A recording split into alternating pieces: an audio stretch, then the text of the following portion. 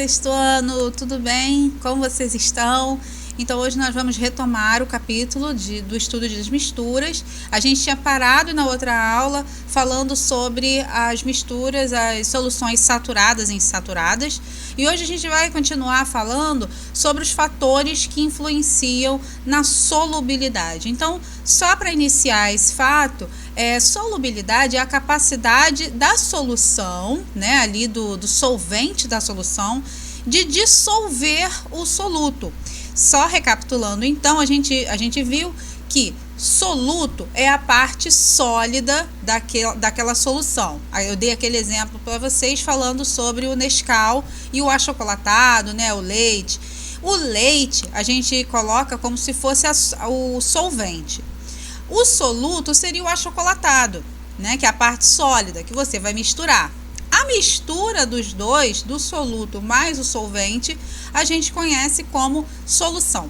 Nesses casos, a solubilidade das soluções, ela é interferida, né, através de alguns fatores. E um desses fatores é a temperatura.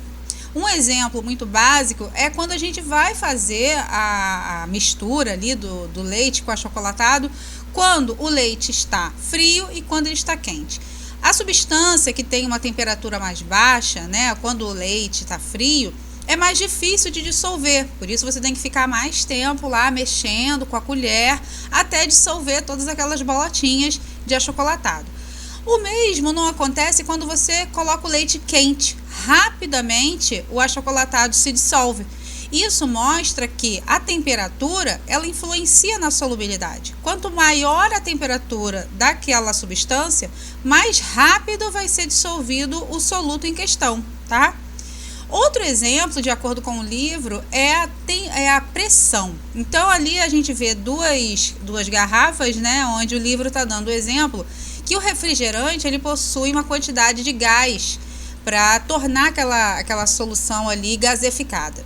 E aquele gás, ele exerce uma pressão sobre aquela solução ali como um todo, né, que é o refrigerante.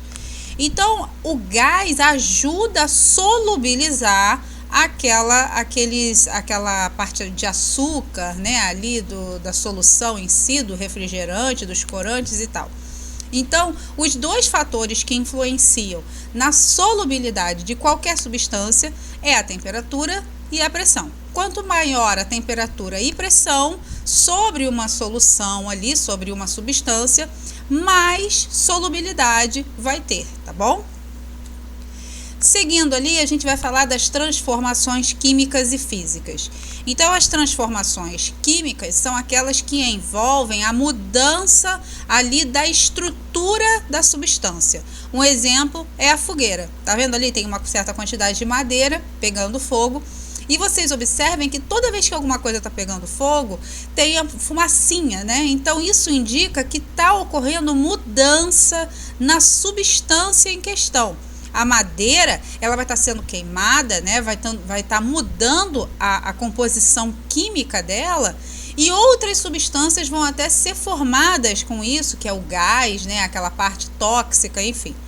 As mudanças físicas envolvem a mudança da composição química da substância, né? Então, ali no livro está dizendo, quando ocorrem reações químicas com consequente alteração na matéria e formação de novas substâncias, dizemos que ocorre uma transformação química.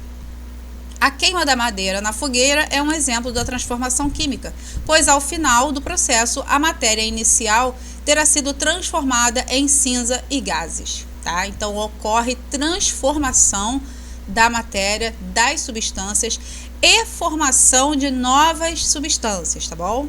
Já na transformação física, isso não ocorre. A característica principal das transformações físicas são mudanças de estado. O que são mudanças de estado? Lembra quando a gente estudou, desde quando vocês eram bem pequenininhos, dos estados físicos da matéria? Então, a gente vai ter a matéria nos 3 estados principais: sólido, líquido e gasoso. E a mudança dessas fases é a condensação, fusão, evaporação. Lembra disso? Então, nas transformações físicas ocorre mudança de estado, que é o exemplo dado no livro pelo gelo derretendo. O gelo que derrete, né, a água no estado sólido, que é o gelo, mudando para a água no estado líquido, não ocorre mudança ali das substâncias em si. A água continua sendo água, porém ela só vai mudar o seu estado da matéria. Ela passa do sólido para o líquido, mas continua tendo moléculas de água H2O ali, entendeu?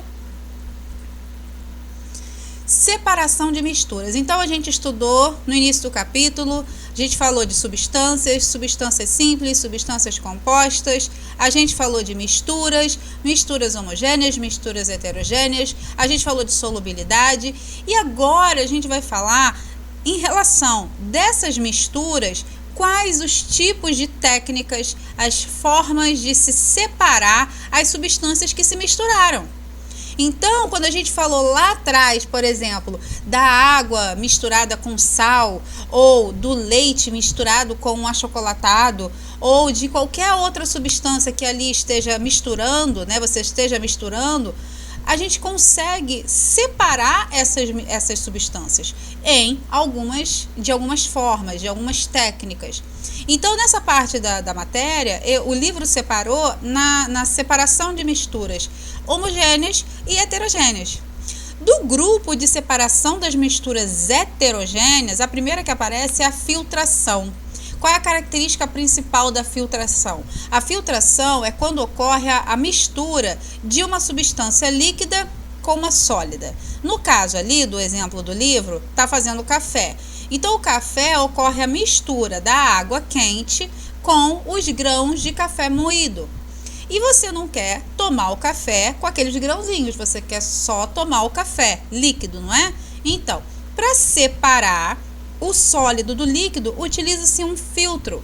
É a mesma técnica que se faz nos filtros antigos, onde tinha o filtro de barro, que tinha aquela vela, ou alguns filtros que são acoplados na torneira mesmo de casa. Tem esse mesmo filtro, aonde a parte sólida vai ser retida e vai passar só aquilo que você quer, só a parte líquida, né? O outro método de separação, né, de líquidos e sólidos é a decantação. Só que a decantação é o seguinte: normalmente a água fica parada, né, a parte líquida fica parada, e o que é sólido, por ter uma densidade maior, vai descer e vai se depositar no fundo. Esse exemplo aí que está mostrando ali a separação da água ali, né, o solo, que fica as partículas de solo no fundo e a água em cima. Mas um exemplo muito comum que acontece é na limpeza de piscinas. As piscinas, para serem limpas, elas recebem uma substância química que, ao misturar na água, a água, né, fica paradinha e daqui a pouquinho você olha para a piscina, no fundo dela começa a se depositar a sujeira. Então, esse depósito desses grânulos de sujeira é que é a decantação, tá? E na última parte aí, vem falando da separação magnética, onde utiliza os ímãs para poder só grudar no ímã ali o que for metálico, né? Uma separação, no caso ali, entre sólidos, no caso, né? Então, se tiver outro material que não seja metálico, de madeira, de papel, enfim, não vai grudar no ímã, só vai grudar aquilo que for metálico. Os outros dois tipos de separação de misturas, né, heterogêneas, são a levigação, que é um exemplo, a lavagem do arroz, que o arroz ele tem algumas impurezas, né? Então, quando mistura a água, faz com que essa sujeirinha se dissolva na água, e quando você, né, utiliza assim uma peneira, enfim, algum equipamento ali para poder ficar só o arroz, na água vai ser levada aquela sujeirinha. Então, separa ali, né, as substâncias, o que você não quer vai com a água junto. E a ventilação, que é um exemplo muito utilizado dentro de casa, quando a gente faz o amendoim torrado, né, e aí você vai passando o amendoim assim na mão, vai soltando aquela casquinha, aí daqui a pouco tem casca e amendoim para todo lado. Uma maneira de separar a casquinha do amendoim é soprando, né, jogando vento. Porque a casca do amendoim é mais leve, então o vento vai levar ela e vai ficar só o amendoim, né, que é a parte mais sólida e mais pesadinha. E a última parte do livro vem falando sobre a separação das misturas homogêneas, tá? Mistura homogênea, gente, é aquilo que a gente já viu lá atrás. São aquelas onde você mistura as partes e você não consegue identificar mais as partes que você misturou. Um exemplo é a água com sal, né? Lembra que a gente tinha falado, é o primeiro exemplo lá atrás. Aqui no livro ele fala das salinas, porque é uma maneira da gente fazer a separação do sal da água muito comum, é onde é feita a maioria, né, da retirada do sal da água do mar. Esse exemplo aí é as salinas que inclusive aqui na nossa região tem, aqui em São Pedro da Aldeia, né, em alguns lugares para cá da região dos lagos. E as salinas são esses lugares onde tem esses quadrados grandes, onde a água do mar é colocada ali, numa quantidade bem pequenininha, baixinha, né? E com o calor do sol vai batendo a luminosidade e a água vai evaporando aos poucos. Com o passar do tempo, a água evapora completamente e fica só o sal. Aí aquele sal é retirado, é levado para a empresa e tratado para depois ser ensacado e vendido nos mercados. É o exemplo da evaporação. E a gente vai ter o último, né, método de separação de misturas homogêneas, que é a destilação. A destilação é quando esses elementos, né, são separados de acordo com o ponto de ebulição. Para quem não lembra, o ponto de ebulição é o ponto onde a água muda do estado líquido para o estado gasoso. E dependendo das substâncias que foram misturadas, o ponto de ebulição muda, é diferente. Por exemplo, o ponto de ebulição da água e do álcool é diferente. O do álcool é bem mais rápido do que o ponto de ebulição da água. Então, o destilador, que é esse equipamento que está aparecendo aí, é onde vai passar essas substâncias e aquela que entrar em ebulição mais rápido vai ser encaminhada de um lado aí desse equipamento para ser separada da outra substância que demora um pouco mais para entrar em ebulição. E daí dá para fazer a separação. E embaixo está sendo colocado ali o método de destilação fracionada do petróleo, que é muito utilizado aqui na nossa região. A gente sabe que tem Petrobras, Macaé e tal. Então, essa maneira de se separar, né, de se fracionar, se destilar o petróleo, também por pontos de ebulição, por pontos de densidades diferentes, né, porque o petróleo depois ele vai sendo separado até chegar a todos os seus derivados, não é? Então, o livro também mostra sobre como que ocorre a formação da gasolina, querosene, diesel, né, óleo diesel, enfim, tá bom? Então, gente, olha, nós terminamos o nosso capítulo. Vocês vão fazer os exercícios que faltaram, tá? Quem não fez os exercícios, façam.